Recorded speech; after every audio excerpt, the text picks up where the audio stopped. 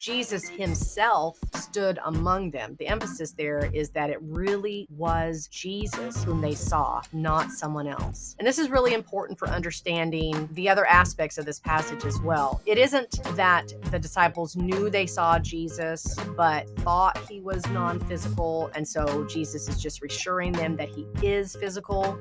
They thought they saw a spirit, and he was reassuring them that it is him. So a spirit in their minds was something visible. And as Ed showed in his presentation, ancient Israelites referred to certain heavenly beings as spirits or gusts, and they understood these beings to be corporeal. The disciples thought they saw some sort of heavenly being, and they were terrified, just like Daniel was terrified when he saw heavenly beings in Daniel chapter 10, for example. And in Daniel, it's obvious the beings were physical. He even described the body of one of those beings in detail. But what about Jesus' statement that a spirit doesn't have flesh and bones as you see that I have? People debate exactly what this means, but one possibility is that Jesus isn't even denying that spirits have flesh and bones. He's only denying that spirits have flesh and bones like his flesh and bones. So Jesus shows them his flesh and bones so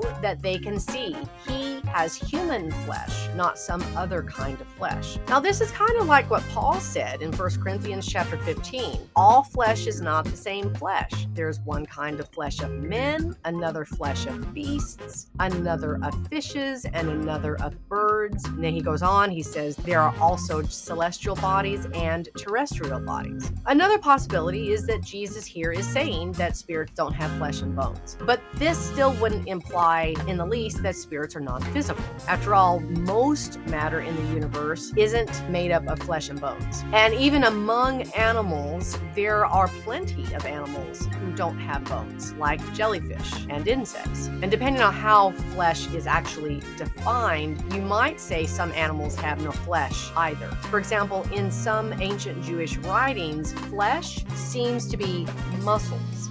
And it is assumed that flesh has blood in it. But some animals have no blood. The point is that for something to not have flesh and bones doesn't mean it has no body or is non-physical.